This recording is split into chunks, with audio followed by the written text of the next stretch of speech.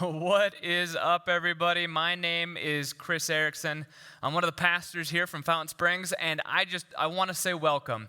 Wherever you're watching this right now, whether it's the West location, the East location, our brothers at RCMU, or maybe you're just starting your 4th of July weekend off right out at the lake, welcome. It's our third week in this series, Life Hacks, and the past few weeks we've just been walking through these incredible ways on doing life better. Because who would not want to get better at just doing life?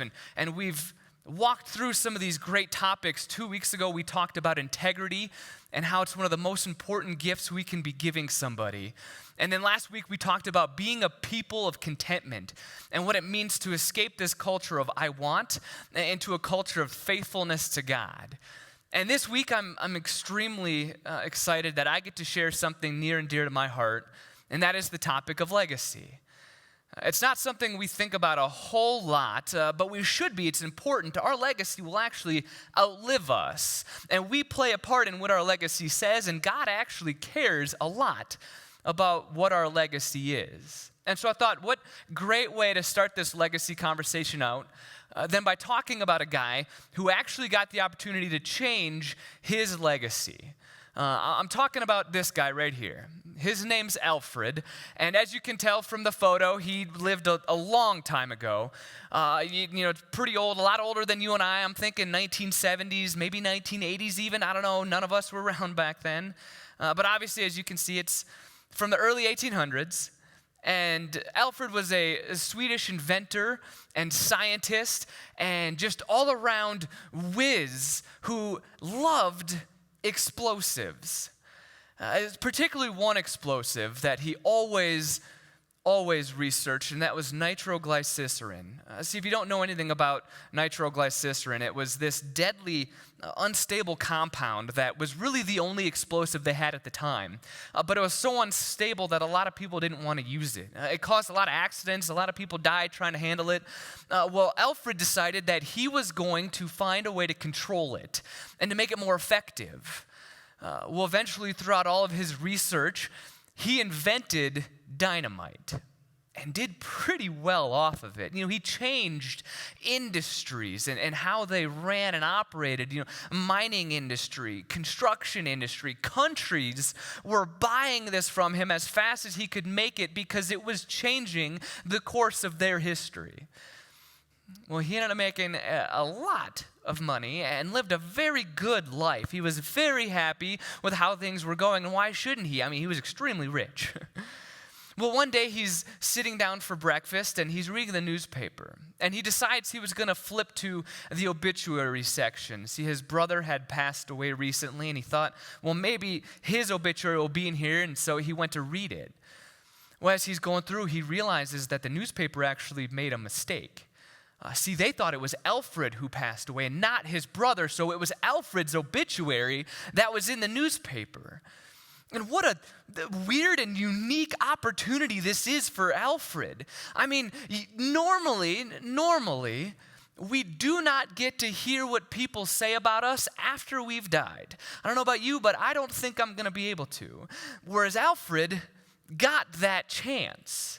And so he's getting ready to read this, and he's just thinking, I wonder what they're going to remember me for. Maybe it's dynamite, or maybe one of my other discoveries, or maybe it's how I changed this industry or this, or helped this country. And as he's getting excited, he goes to the top, and he sees that the article actually has a title that says, "Merchant of Death is Dead." Now, I can bet that's not exactly what Alfred was expecting to read. Probably caught him a little bit by surprise. And as he continues to read this article, it actually says that Alfred made his money by inventing ways to kill people faster than ever before. Pretty harsh. To the newspaper's credit, they were focusing just on the fact that dynamite was used in battle. And so it was killing a lot of people. And in that moment, Alfred realized two very important things. First, that merchant of death would be his legacy. This is what people would remember him for. And the second thing he realized was that is not what he wants to be remembered for. So in that moment, he decides to do something about it. In that moment, he makes the choice to intentionally change his legacy.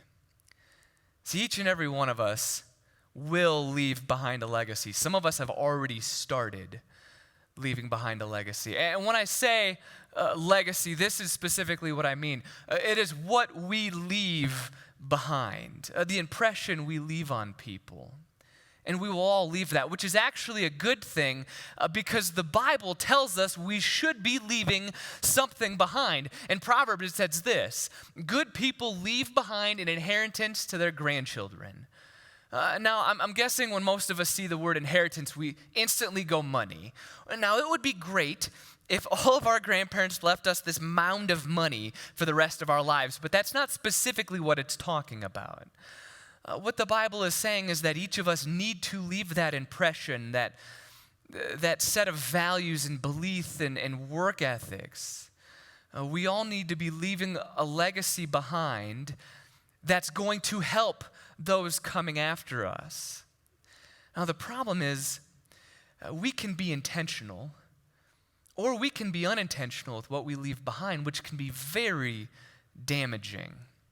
I wanted to give you an example of what an unintentional legacy is. And so I kind of have a trivia question for you. There's somebody that I'm thinking of, and I want you to guess who this person is based on some things they did that we would remember them by. The first is this person was a national football player. Not just a good football player, he was a great football player, a Hall of Famer, in fact. And he was a running back, and over the course of his career, there were 4 different seasons that he led the NFL in rushing yards. Pretty spectacular. And now he is still actually holding the record for fastest player to reach 2,000 rushing yards in a single season. Now, that's a feat that most guys have never even done. He's done it the fastest. It's pretty incredible. Now, if you don't know what I'm thinking, let me give you one more hint, or another hint. Before he, or after he retired, he was actually very successful in television. He was on sitcoms and was on the television a lot and had a lot of success. If you still don't know what I'm talking about, I'm going to give you one more hint. You see this, and now the person you're thinking of may be a little bit different than who you were thinking of before. When you see white Bronco, you don't associate that with a great football player. And if you don't know who I'm talking about yet, I'm obviously talking about O.J. Simpson, who was a great football player, one of the best football players we have ever seen, but that's not exactly what he's remembered for, is it? While we could be thinking about his stats and everything he did on television, we're too busy wondering whether or not he actually did it. And we all have an opinion, and that's all we really think about. And I'm sure that's not what he would want to have left behind, but O.J. was pretty unintentional with what his legacy was. Thankfully for us, the Bible has given us some great examples of what intentional legacies are. And today I wanted to share one with you. So there's a story about a man named Nehemiah. Nehemiah was in the Old Testament, and he was living in Babylon at the time. Now, he was a Jewish man who was from Jerusalem originally. But what happened in that day, the country of Babylon went to Jerusalem and destroyed the city and took everyone captive and sent them back as prisoners to Babylon. Well, after a little while, they set them all free, and then all of the Israelites and the Jewish people had a choice. They could either stay in Babylon or they could go back to Jerusalem. And Nehemiah stayed because he had a fantastic job. He was the king's cupbearer, which I know sounds weird, but that means he was one of the most trusted people to the king. The king had to trust him with his life. He spent every single day with the king, making sure that his cup was safe. It was a very important job because back in that time, there was a lot of threats and a lot of people who were trying to assassinate the leaders. Something that, listen, I know we have never heard of something crazy like that before. Who would threaten to assassinate a leader? Am I right? It doesn't happen, does it? Anymore, hopefully. But he spent his entire time in the palace with the king, not worrying about anything but this cup. He didn't have to worry about his money, what he was going to eat, what he was going to drink, what he was going to wear, where he was going to stay. He had a very good life. He just had to focus on this cup. Well, one day he was talking to his brother and some of the other guys that did go back to Jerusalem. And he asked them, how are things going back home? And the response he didn't like. They said to me, things are not going well for those who return to the province of Judah. They're in great trouble and disgrace. The wall of Jerusalem has been torn down, and the gates have been destroyed by fire.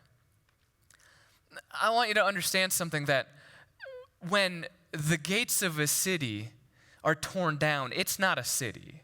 I mean, imagine if Rapid City was destroyed and we just continued to live here without picking it up. I mean, what a defeated, shameful way to live. They were disgraced, they were hurt, they were hopeless. And this was not something Nehemiah was expecting, and it broke his heart. In fact, Nehemiah responded this way: when I heard this, I sat down and wept. In fact, for days I mourned, fasted, and prayed to the God of heaven. It broke Nehemiah's heart that Jerusalem was just a wreck. And he started praying, God, this can't be what you have for Jerusalem, is it? This can't be what you have for the people. There's got to be something better. I mean, you want something better than that for Jerusalem. That was the legacy of Jerusalem, that it was just a destroyed city. And he began to pray that God do something. And he prayed this: please remember what you told your servant Moses. If you are unfaithful to me, I will scatter you among the nations. But if you return to me and obey my commands and live by them, then even if you are exiled till the ends of the earth, I will bring you back to the place I have chosen for my name to be honored. The people you rescued by your great power and strong hand are your servants. O Lord, please hear my prayer. Listen to the prayers of those of us who delight in honoring you. Nehemiah was realizing that God did have something better for Jerusalem. The legacy of Jerusalem was a city that would honor God, a city that would hold its holy people. It was better than what it was, and he knew that God had a plan to do something to change the legacy of Jerusalem, and that plan involved Nehemiah. So Nehemiah ended his prayer this way: please grant me success today by making the king favorable to me. Put it in his heart to be kind to me. Nehemiah knew that a defeated city was not what Jerusalem wanted to leave behind. It's not what God wanted to leave behind. It's not what he wanted to leave behind. But he needed to do something about it. Growing up, I watched this really unhealthy relationship in my parents. It was a constant struggle. There was a lot of fighting and arguing and a lot of hurting one another. And it eventually led to a lot of pain and heartbreak and divorce. And as I watched that, I remember thinking in high school and even in college, I'm not going to be anything like my parents. I'm not going to be anything like them. Well, just like most kids, they turn out just like their parents. And so I began seeking out all of these really unhealthy relationships that would just follow the same pattern my parents did. A lot of arguing, a lot of fighting, a lot of disrespect, a lot of mistrust, and eventually a lot of heartbreak. And they just continued down this same path, and I just continued to struggle, wondering why this is going to keep happening to me. Well, one day I was having a conversation with somebody, and I told them my name, Chris Erickson. And when you hear Erickson, you think, oh, I know Ericksons. I bet I know your family. You don't. There are a lot of Ericksons. But they asked who my parents were. And I told them, and this time they happened to know who they were. And the response wasn't great. They actually told me that they felt sorry for me. They apologized for what I had to go through growing up and watching all of that play out. And it just struck me. That's what we were known for. That's what the Ericksons were remembered for. That's what we left behind, was this unhealthy relationship model. And I just remember walking away thinking, God, is that really the best that you have for me? I mean, is that what Ericksons are going to be known for? Just really bad relationships, just a lot of hurt and heartbreak? There's got to be something better than this. And like Nehemiah, I began to pray, God, I know you have something better for the Erickson name. I know you have something better for us. And just like he answered Nehemiah, he answered me. He said, yes, I have something better. There's a better legacy out there. I have a plan, and that plan involves you doing something. So in that moment, I realized that I had to do something.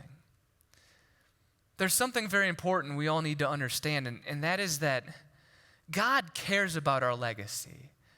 I mean, he cares about what we leave behind. The question is, do you care about what you leave behind? You know, maybe a better question to ask would be this: what do you care about the most?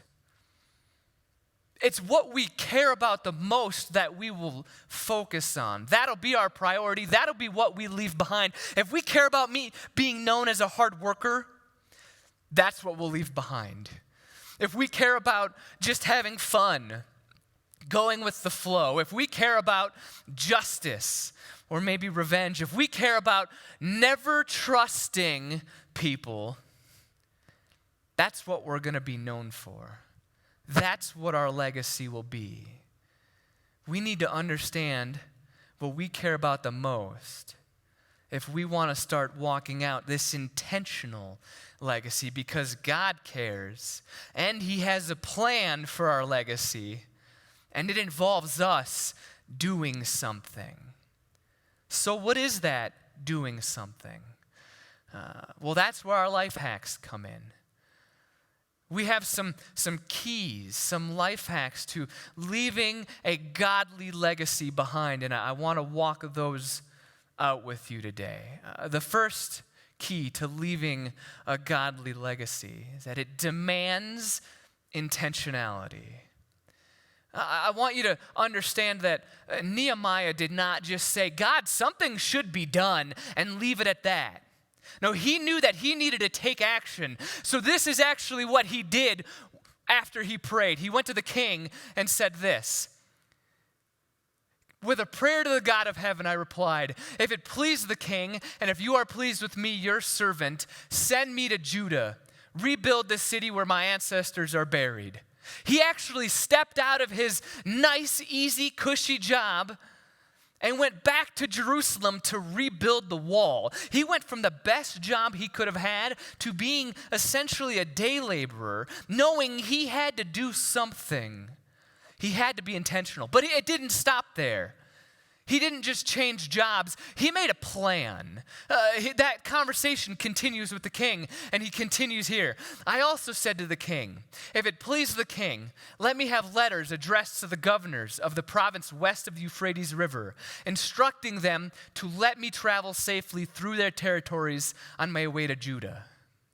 And please give me a letter addressed to Asaph, the manager of the king's forest, instructing him to give me timber. I will need it to make beams for the gates of the temple fortress, for the city walls, and for a house for myself. And the king granted these requests because the gracious hand of God was on me. He didn't just decide, okay, I'm going to go do something. No, he made a plan. Being intentional demands a plan. And I use the word demand there because we cannot do this without intentionality. Without these life hacks we're going to walk out, you cannot leave a godly legacy behind. It demands intentionality. I knew that I could not just say to God, okay, I want to leave something better behind, and then assume he was going to do everything without me having to do something also.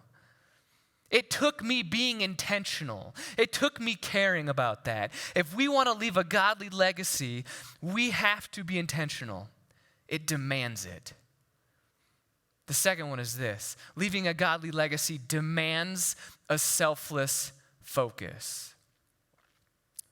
I want you to hear a conversation that Nehemiah had with the king, because he had an intention to go rebuild Jerusalem, but it wasn't for himself. Here, read this. Then the king with the queen sitting beside him, asked me, "How long will the journey take? And when will you get back?" It pleased the king to send me, so I set a time. I wanted to highlight that, so I set a time.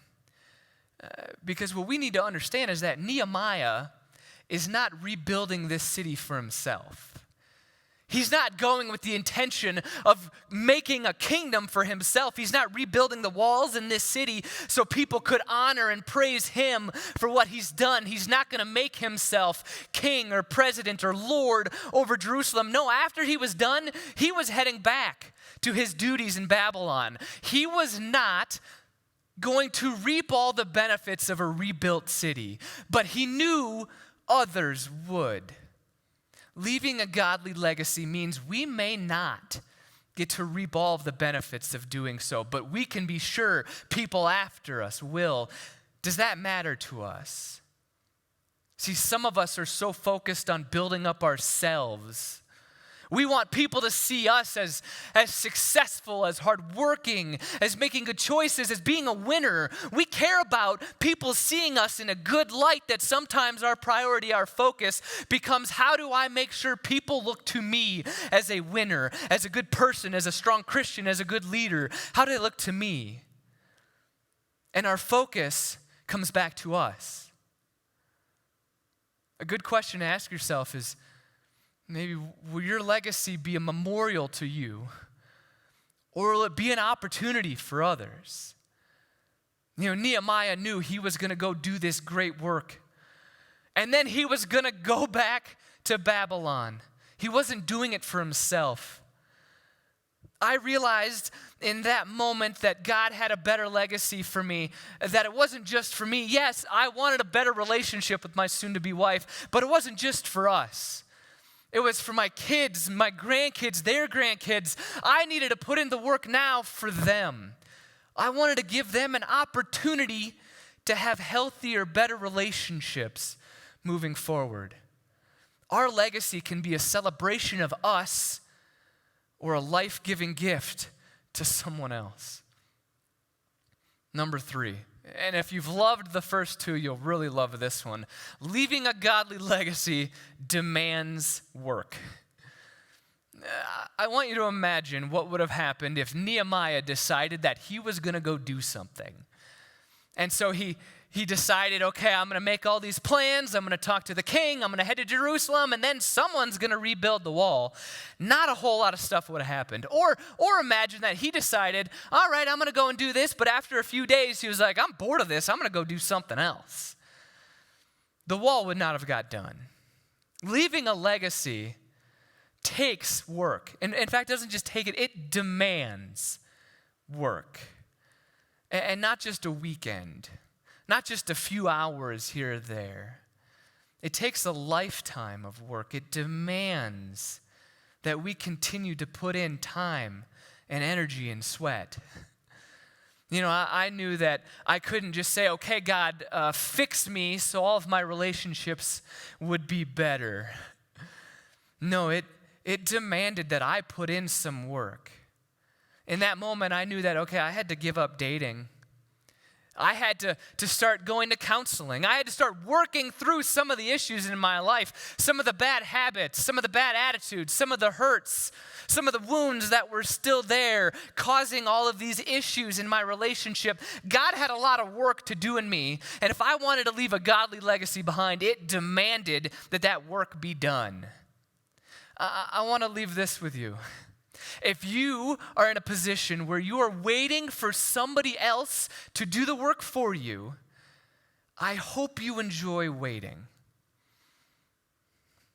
Number 4, leaving a godly legacy demands discipline. You know, for Nehemiah, this was not an easy road. This wasn't something where he had the king's support and everybody else's support. He actually had a lot of opposition. A lot of different leaders in a lot of different countries were not happy with what he was doing, so they constantly tried to stop him.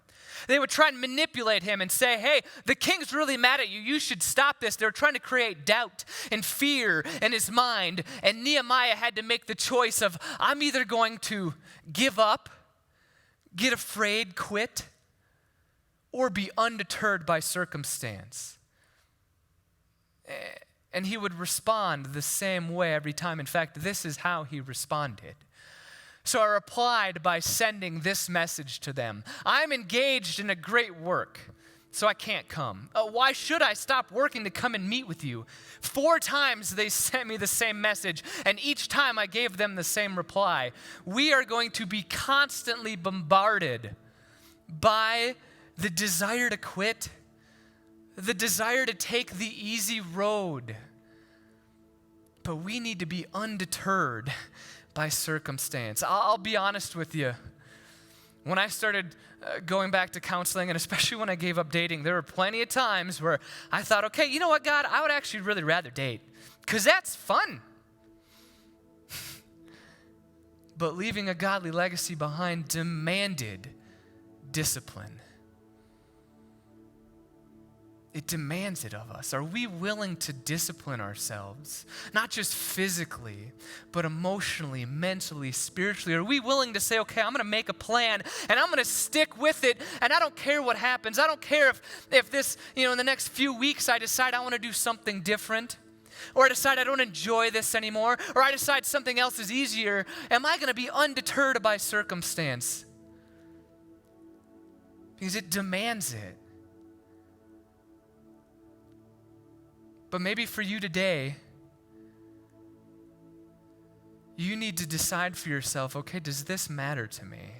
It matters to God. I promise you it matters to God. And He has a wonderful legacy that He wants to share with you. We need to decide if it matters to us.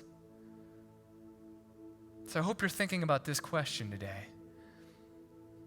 What do you want to leave behind?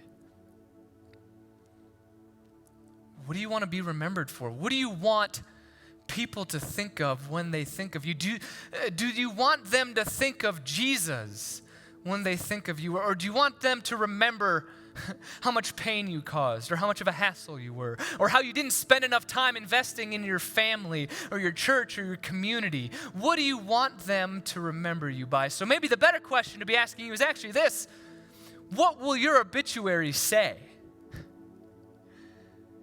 Our friend Alfred at the beginning actually got to read his. And it's not something most of us get to do, but I heard a great line the other day, and that is that every single day we are currently writing our obituary. So we may not get to read it fully, but it's being written right now. So what will yours say? Alfred saw his, and he decided he didn't like it. Specifically, what he ended up doing was making a lot of changes, investing 94% of his fortune into these awards that he wanted to give out in promotion of peace. This Medal of Excellence for Science and Humanitarian Aid and literary work and all of the promotion of peace, because he didn't want to be known as a merchant of death anymore. He wanted to be known as a promoter of peace. So that's the award he made. This award specifically, maybe you've seen it, maybe you've heard of it. It was created by a man named Alfred Nobel. It's the Nobel Peace Prize, one of the most prestigious awards we can get globally. One man decided he didn't like his obituary and impacted the world. Just imagine what God could do with us if we decided to be intentional with leaving behind a legacy that shows people who Jesus is. That's His plan for us. That's what He wants for us. Is that what we want for us? I love you guys. I love you so much. And I'm so happy we get to talk about this. I just hope you realize that if one man can impact history, we as a people, there's no telling what God could do with us. Let me pray for you. Dear Lord, I could only imagine the legacies that you want to leave behind through the lives that we live. You took 12 men who were fishermen and changed the course of history forever. Their legacies didn't have to be disciples of Christ. They could have just been fishermen, and it would have been fine. But you had something better for them. Lord, I pray that each and every person in here listening understands that you love them so much, and you care about what they leave behind, and you want to be a part of it, and you have a plan for using us in that. I believe that you want to change the world through our legacies, Lord. We love you so much, and we're so thankful that you love us. Amen.